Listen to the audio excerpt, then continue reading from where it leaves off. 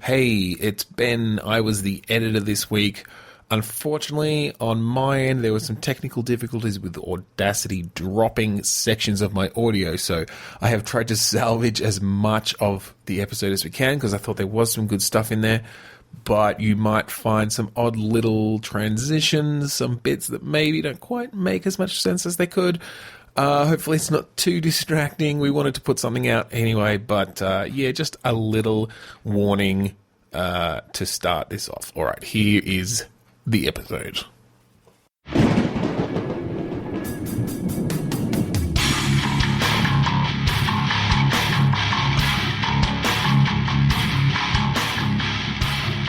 Welcome to Bidstorm, a comedy game design podcast by two guys who know nothing about comedy nor game design. I'm Trevor Scott, and with me as always is Ben Slinger. Hello, Trevor. Hello, and Ben. audience. And audience, yes. Thank you for putting us in your ear holes again. Or for the first time, for that matter, if you're jumping in on episode 129? 129. 129. Thank you. Trevor, shall we jump right into our little game called Click Pitch? Yes, why don't you explain to our audience what Click Pitch is? I shall. Click Pitch is a game where we each have a random word generator in front of us, and on the count of 3, 2, 1, click, we each click refresh, get a new, completely random word, and we shove them together into a game sandwich. The meat is our lovely speaking voices. What's the cheese? We eat it. What's the cheese? Yes. It's just cheese. It's actual cheese. Actual cheese. Okay. Yeah, part of this podcast is we each always eat cheese while we podcast. We just feel it adds a little something. So let's click. Okay, 3, 2, 1, click. Senior. Left. Okay, so it's Left 4 Dead, but all the characters are old and they're senior citizens. I like the general idea of a zombie apocalypse, but we're following genarians, octogenarians, maybe one nonagenarian.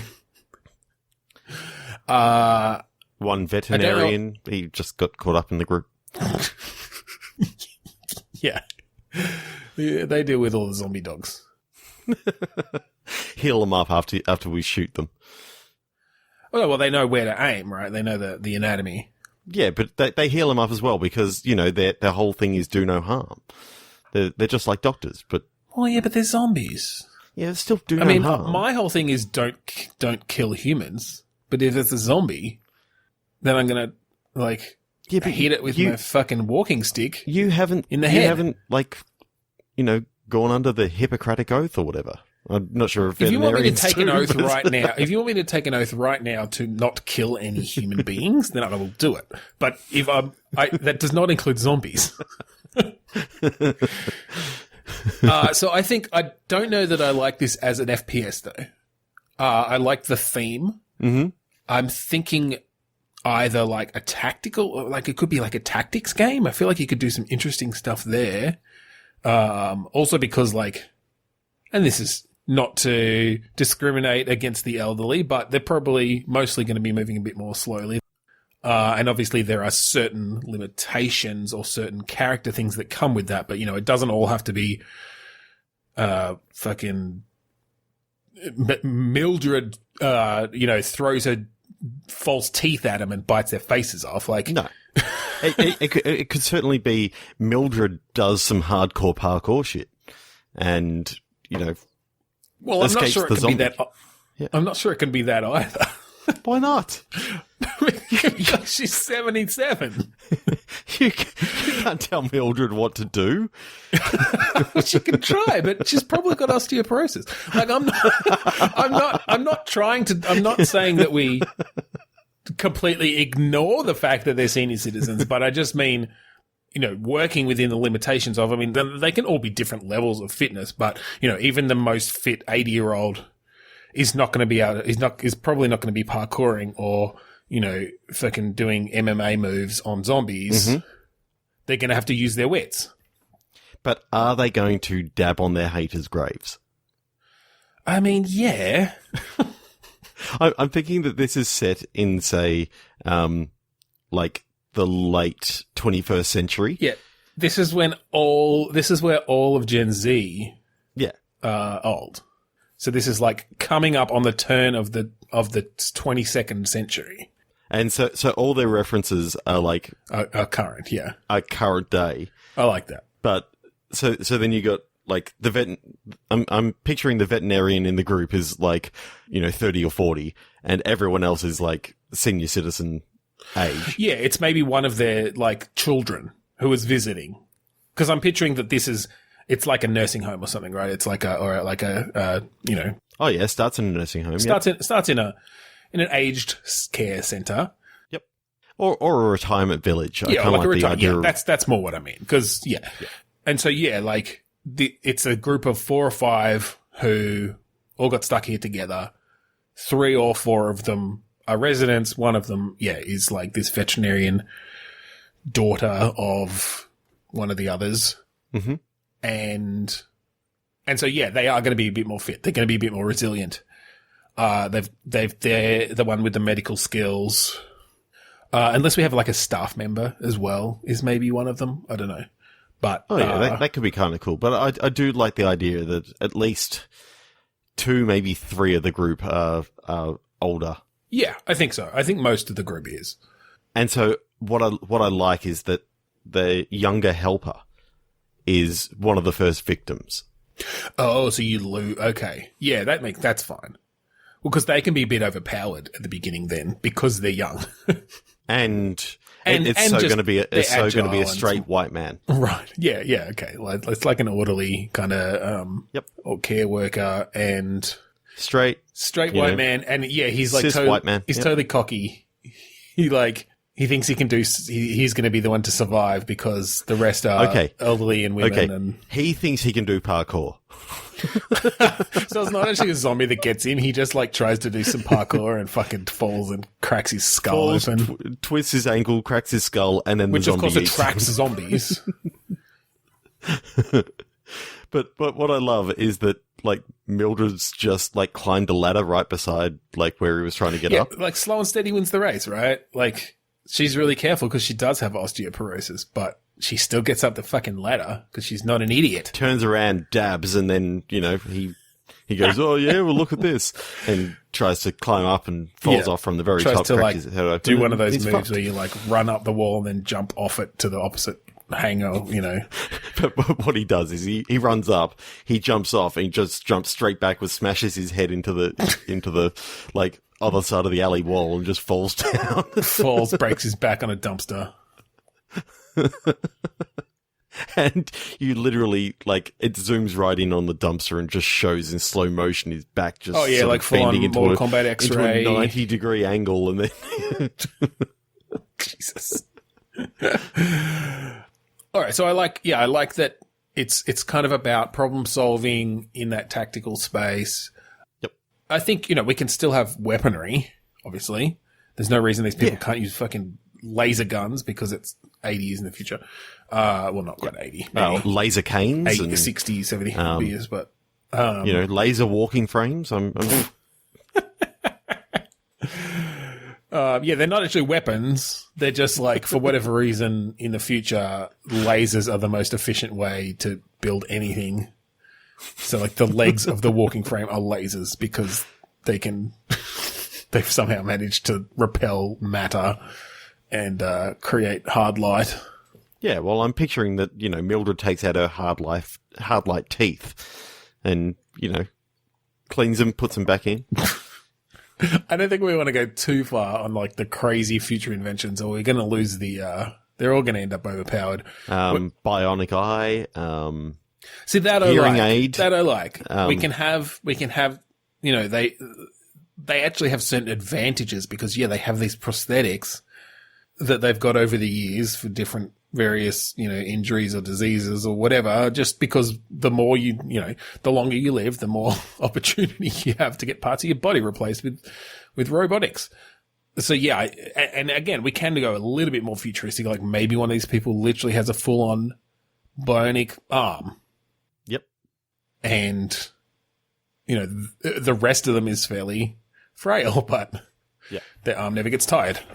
So I'm just picturing, and I'm just trying to think what is a current name of a kid nowadays that you could imagine having been like a rocker in, say, the 2030s, was born in like the 2010s. Daenerys. Because I'm thinking that in like the 2050s, they worked out the cure for tinnitus. So they've got the bionic ear. So yep. Being able to go into the backstories of some of these characters and basically go, yeah, this rocker who lost their hearing through playing heavy metal music. Yeah. Yeah. They now has prosthetic ear. Perfect hearing. Yeah. Perfect hearing, perfect pitch. Interestingly enough as well. Yeah. That doesn't come in particularly useful in the zombie apocalypse, but, you never know. Yeah, you never know. Okay, so what else happens in this game? Is there an antagonist that isn't just zombies?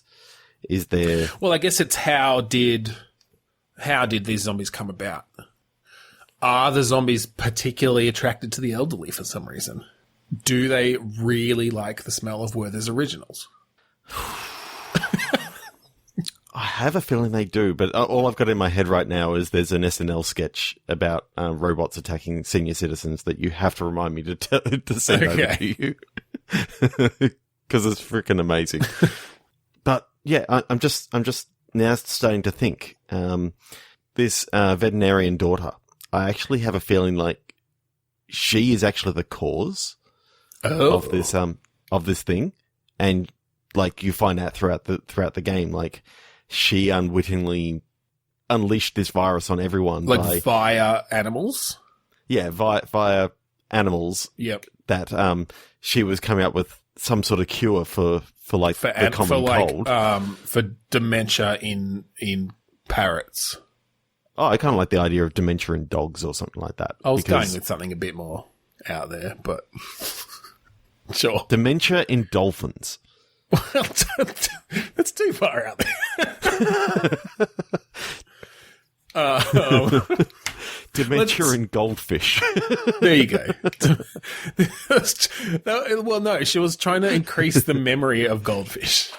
Yep. The memory span, because she felt that it was tragic that they only remembered 10 seconds, and she wanted them to get more out of their lives. Yep.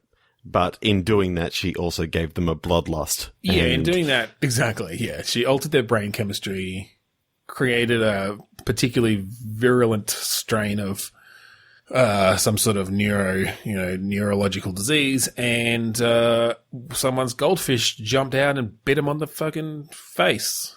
Yep. And then started the zombie. Fell off and bit their dog.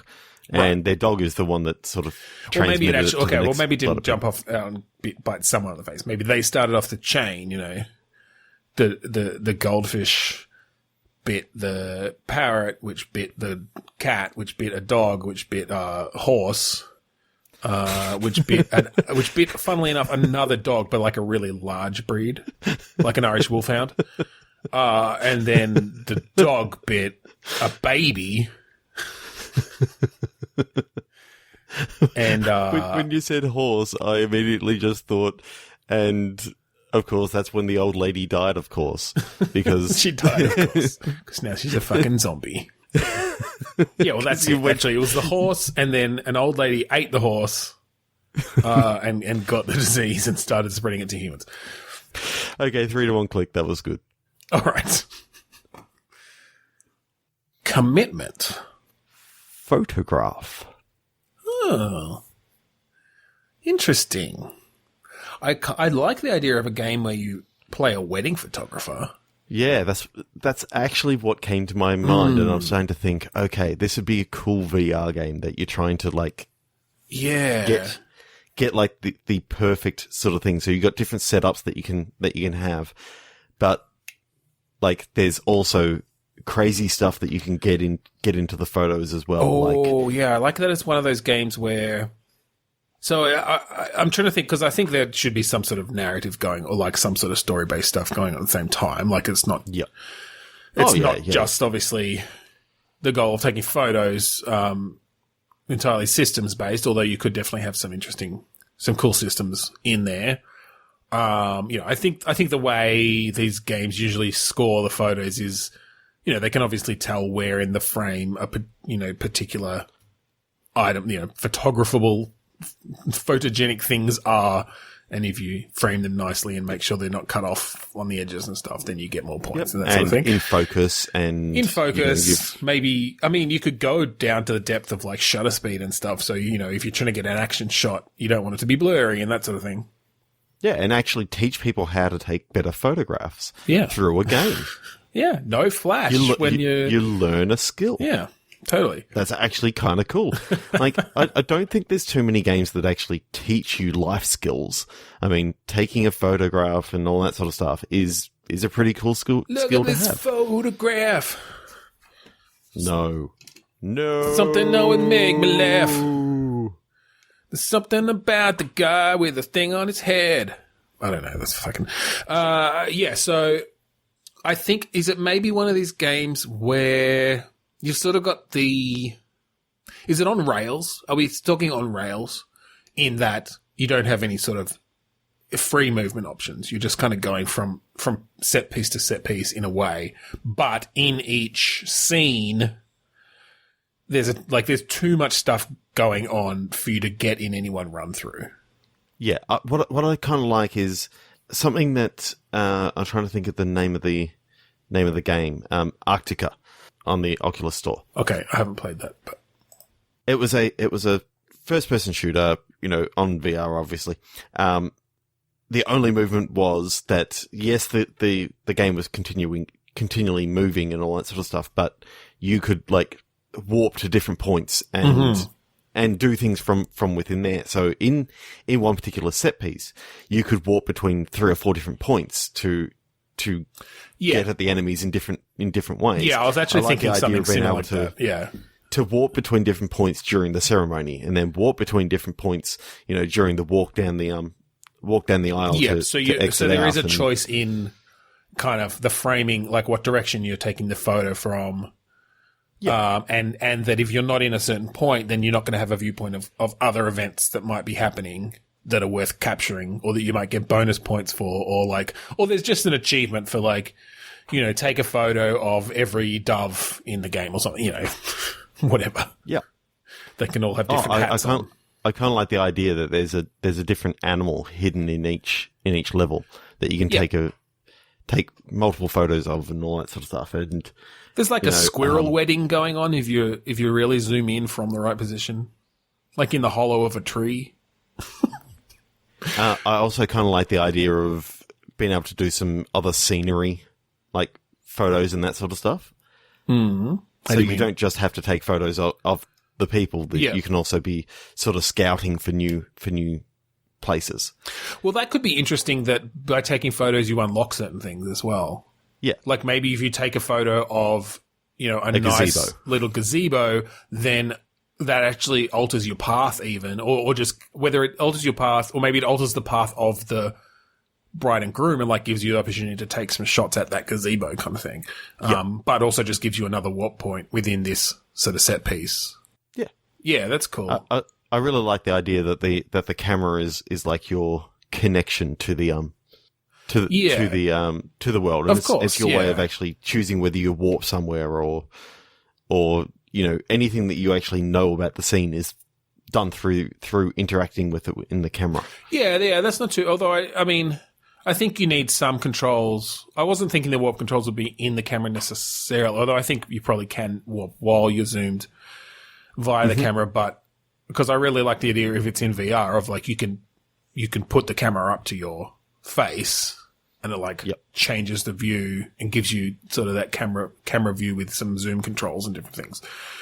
And I love the idea of being able to, use your other hand, say your left hand to rotate and get your get the zoom. Get your focus. Yeah. Focus you you could do that's cool because then you've got a really analog, specific, very accurate motion for that too. Yeah, that'd be cool. And pull down the trigger slightly, and it does the autofocus. and you pull all the way down to actually take the photo. You know, these sort of things are really cool. That'd be great. I'd love to mess around with that. But then narratively, I think as well, there's obviously, like, at every wedding, there's drama going on. Yeah. And I think, and again, you could almost branch it based on whether or not you capture certain events. Yeah. Did you capture the mother and the father of the groom who haven't seen each other since their messy divorce? Did you catch them, you know, sneaking off to the yeah, exactly, like to the cupboard to make out? Making out, yeah. And whether or not you caught it determines whether or not they get discovered, or, like, you know, a later event, whether or not the groom finds that out, and then it sort of can set off another set of events. I think that would give it some interesting replayability, as well. I love the idea that you're so focused on the couple and trying to take all these good photos for them on the day that you've missed all these side stories that are actually always going on. But I think that's a valid run through. Like, one of the endings, I think you can only get by actually doing your job and focusing on the couple and getting all the right shots that you need to get. You know, you get a perfect score kind of thing because I think maybe at the end, like, you don't necessarily know this going in, or maybe you see a list at the beginning of what shots you're supposed to get, but you can't reference it.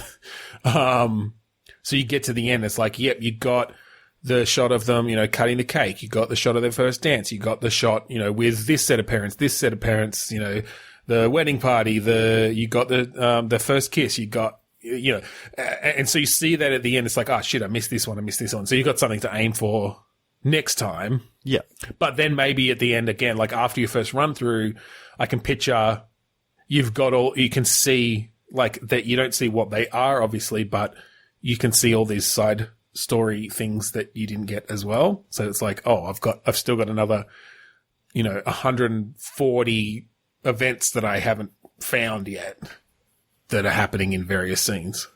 Well, that's really cool. Yeah, I like that a lot. One of the things that I like is at the very start you have like a quick rundown of what the bride and the groom want out of your photos. Yeah. So she goes, oh, I want, you know, a classic sort of me and my husband photo, you know, with a sunset in the background. And then I want this sort of photo. I want this sort of photo. And, you know, I want a photo with the car. I want that the timing would have to work too.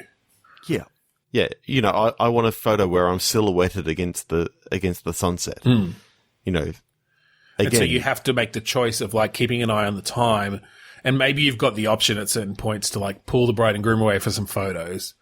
But obviously you can't do it, like, during the speeches or during a meal, or well, maybe you can during a meal, but, like, during the speech, it's like it's now going down to sunset, and you just quickly warp to the groom and hit the button to interact with the groom. And I'm just picturing that the groom's on stage in the middle of his speech, and you warp over to him and interact with him. Yeah, yeah. It's totally. Like, it's sunset. He goes, "Go away, fuck off." And then the super special extra achievement is when you get the photo of their wedding night. Okay, 3, 2, 1, click.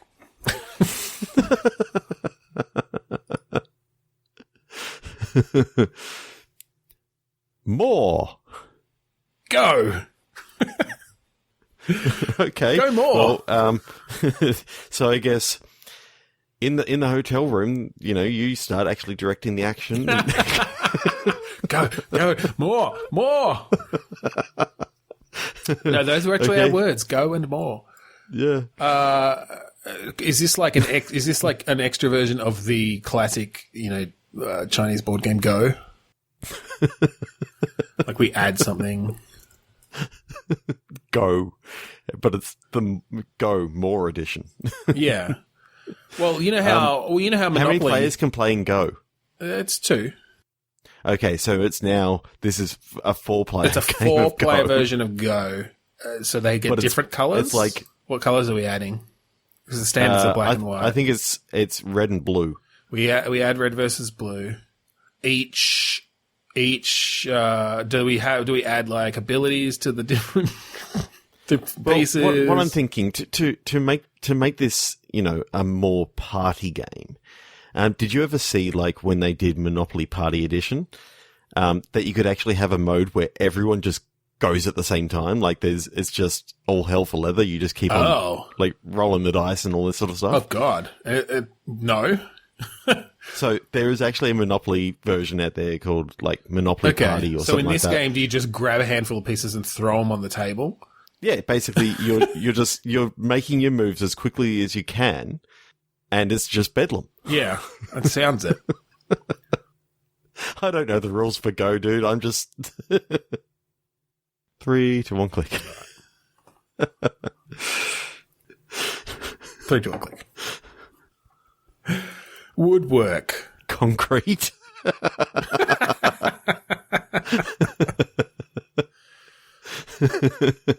So is this wood versus concrete? I think it is. I think this is like a carpenter versus a bricklayer.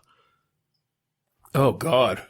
I mean, the carpenter's going to have more reach generally, but a brick's going to do a lot of damage and it's probably going to be easier to throw. Are they just literally throwing pieces at each other, or is this a building contest? I think this is a building contest. Okay. So what I'm imagining is that they're building retaining walls. Okay. Because you can definitely have, wood retaining walls, and you can definitely have, yeah, the brick laid or stone or whatever. Yep. Yeah. So I think what you've got is basically like a competitive, multiplayer game where you're trying to basically build retaining walls. I feel like this is VR again, just because the different motions required would be interesting to, like, if you're literally building a brick wall, grab a brick, you got your mortar thing in your other hand, you got to scoop some more mortar, slap it on, put it down, grab it, you've got that kind of repetitive motion, whereas the woodworker is going to be like hammering nails and stuff, and maybe sawing hammering nails and putting big fucking bolts into the... Yeah. But where they actually have to help each other is in putting in, like, what I'm picturing is that to actually do, like the... Posts? The posts. They need to be concreted in. And then on the other side, for the bricklayer, they kind of need... like supporting pieces. A set of guidelines or something like that, so that the builder sort of helps sort of put a little set out. Well, maybe it's not help then. Maybe they have to, like, steal the other people's shit. Mm-hmm. Maybe here's what it is. There's a landslide coming. Yep. You've got a certain amount of time to build your half of the brick of the wall, either brick or wood, and, like, dirt and soil and water and whatever come over or through. So what I'm now picturing is that you've got these 2 to 4 companies who have been called in by the owners of this house, and they're competing companies going against each other. Well, no, I think in true bureaucratic style, this is a government job. There's a landslide coming towards a very important historical building, and so they're taking tenders from as many different companies as they can to figure out who's going to build this wall to stop this natural disaster. And they decided, because the disaster's coming a lot quicker, a la, your Armageddon sort of style thing, they just call in this crack team of people who, at first, they're supposed to actually work together. They're four different companies or whatever. This government is so inept, they're having you all do a test wall, even though it's actually, like, coming right now, this landslide, in like 5 minutes. Yeah. And so